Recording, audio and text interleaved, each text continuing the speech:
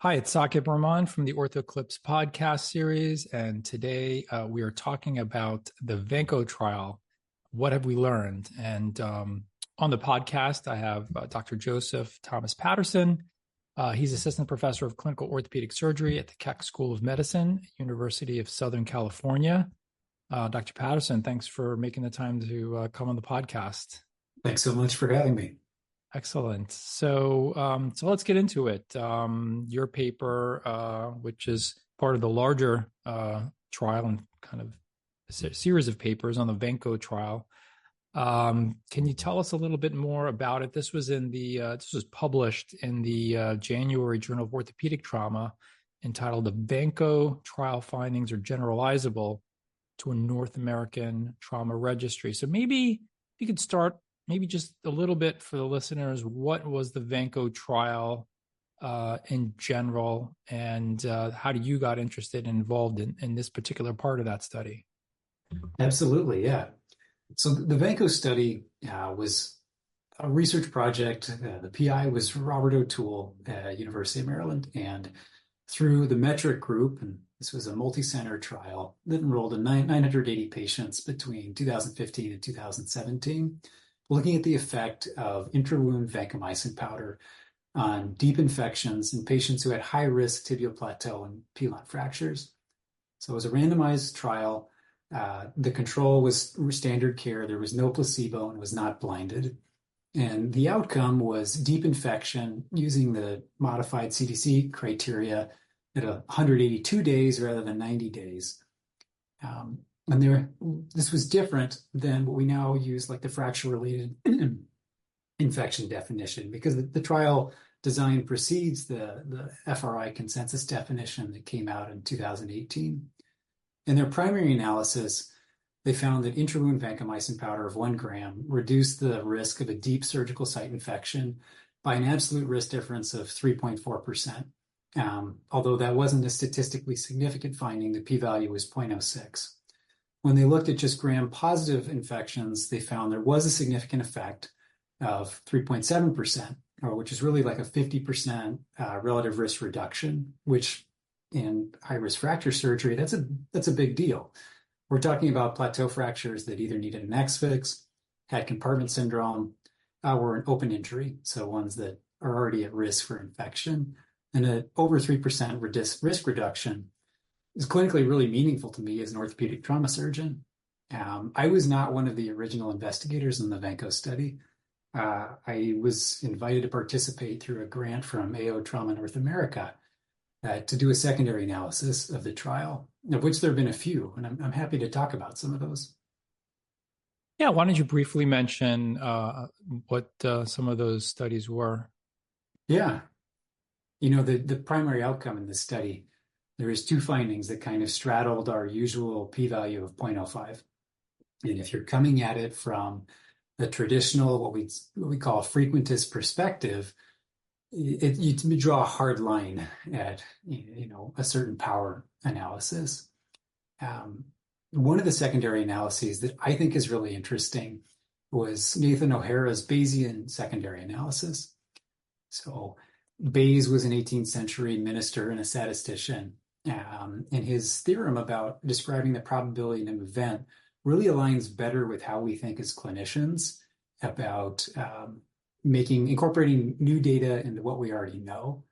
So it's really based on prior knowledge of conditions that might be related to the event you're looking for. So when you're thinking about putting vancomycin powder in a wound, if you take this trial in and of itself, you're not really considering any prior knowledge.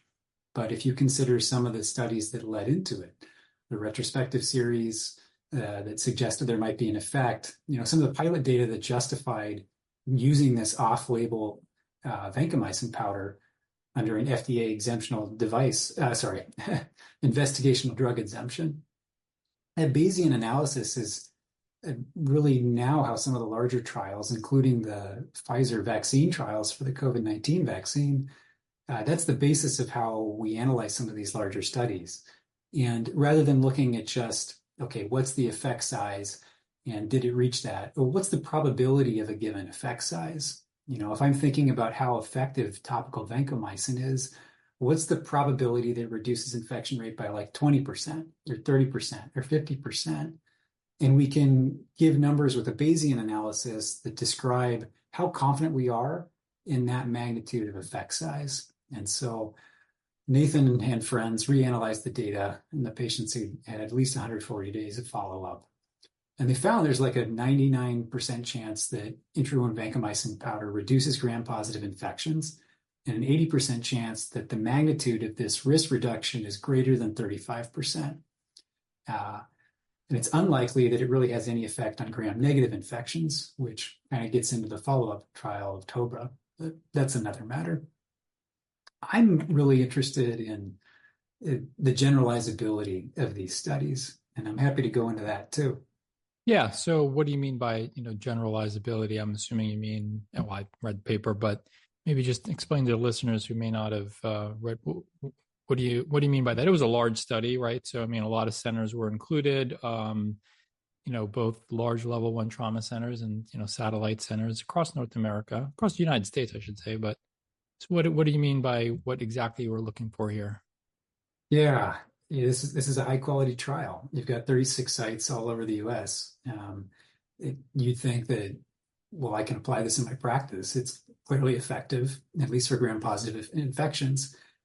But in the world of clinical trials and research, we exclude a lot of patients. And there's good reasons for that. We want to make sure that we have follow-up so that we have confidence in our estimates of how effective a treatment is. And patients that might be less likely to follow up, it causes problems for our analyses. We need more patients. We need more funding for more patients. The studies take longer.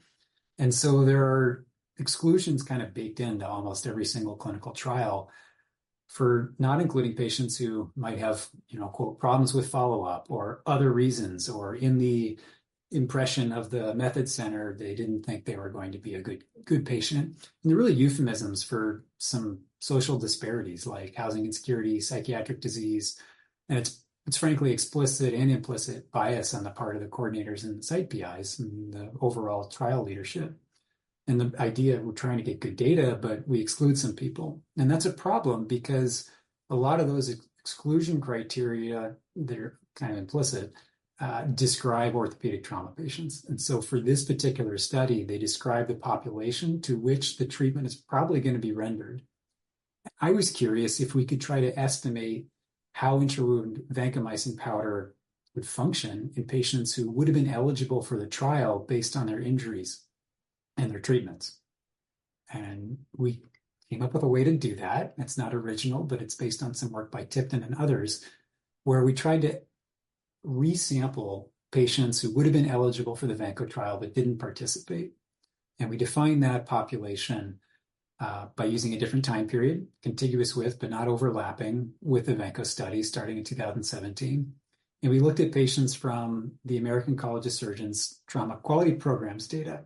So this is prospective registry data from 875 level 1 through 3 trauma centers in the US and Canada. And we used the diagnosis and procedure codes that would define the same patients who would have participated in VANCO, those high energy tibial plateau and pilon fractures. And we looked at features of those patients versus patients who were in the VANCO trial. And for each patient in the trauma quality data, the patients who weren't in the trial, we developed a probability score of whether they would participate or not. And then we used that score to reweight the sample of patients who are not in the trial by inverse probability of participation weighting, such that the sample of patients who didn't participate now matched the sample of patients who did participate by baseline features, by what part of their body was injured, age, sex, all these table 1 demographic and injury characteristics. And within that reweighted sample, we then estimated the treatment effect of vancomycin on having a deep infection or having a gram-positive deep infection.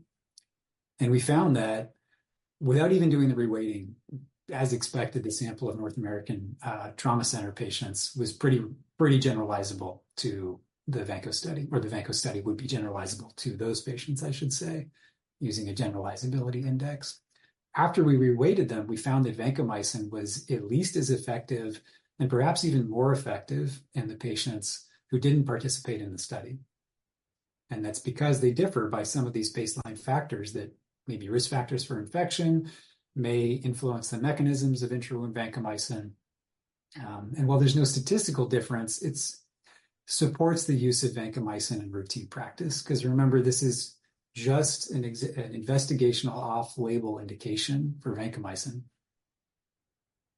Right. And, as you stated, a lot of centers use this in the trial, but a lot of people are using this in their practice. And I think people reading the journal and seeing this article hopefully can take that away that, it seems to be safe to use. It's probably effective in that patient population. And like you said, even more generalizable. So I think I recall first hearing about this from a colleague actually at an OTA meeting that, the spine surgeons were doing it. And the next thing, the orthopedic trauma surgeons were doing it. And the next thing I found out, the CT surgeons were doing it. And, we were in a consortium considering doing a trial with antibiotic plate coating. And it could never really get off the ground. And with the sort of VANCO powder sort of being used by surgeons already at that point. So that's kind of was my perspective on how VANCO ended up being born. We were initially trying to do a study with like antibiotic coated plates, and it just ended up sort of, well, we're already using VANCO. Let's just go with that. Now, what do you see are the future directions, and what's been the reception to your particular paper, and where do you see us heading now? You already hinted at TOBRA. Yeah, I think our paper is a little hard to explain the underlying mathematics in a way that's accessible. I personally struggled with that, and hopefully I've conveyed that in a way that's intelligible. The idea is showing that, this seems like this is safe. It seems like it's going to be effective in at least the North American population. Some of the response to the VANCO trial in general has also been the pushback that has been vocalized in spine and CT surgery and even arthroplasty that if we're dumping vancomycin in these wounds, are we not generating vancomycin resistance? And so there was another secondary analysis of the VANCO trial led by Dr. Manjari Joshi, who's the ID specialist, infectious disease doctor, the main one for the study, the original study. And so they looked at whether vancomycin was associated with methicillin resistance and or the development of greater incidence of coagulase negative staph, or gram-negative rod infections, or even the emergence of vancomycin-resistant enterococcus. And contrary to those concerns, they found, at least in the small 74 patients who had a deep infection, had culture data, that the MRSA incidence was lower in the VANCO treatment group than in the control standard care group. So VANCO didn't select for MRSA. The incidence of coagulase negative staph and gram-negative rod infections were similar in both groups. There was no difference in the susceptibilities between the groups in terms of vancomycin-resistant enterococcus, and there was no emergence of gram-negative rod infections. By killing off the gram-positives, you weren't selecting for gram-negative rod infections. Well, there's power concerns with that study, but it's a little bit reassuring. I find this more reassuring, and it was also how they were able to get FDA approval for the study, is that vancomycin is given to dialysis patients, 3 times a week in most cases for years at a time. And the incidence of vancomycin resistance, maybe 3 reported patients in the literature, 3 case reports over decades of hemodialysis. I think in the future, we want to try to address the gram-negative population. And I think you and I are both enrolling patients in the TOBRA study, hoping to determine whether putting intrawound tobramycin in addition to vancomycin, kind of being considered standard care now, does that incrementally reduce the overall infection rate for deep infections? And does it specifically reduce the gram?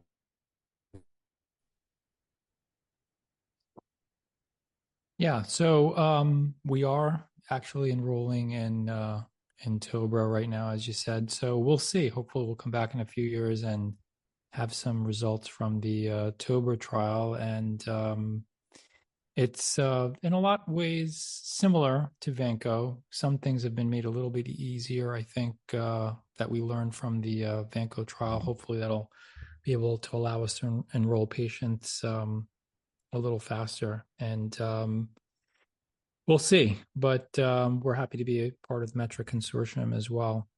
Well, I mean, I think that about covers it. Again, I think it's a really important study. I think you guys made a nice contribution, and the listeners should know about it. So I'm glad we talked about it today.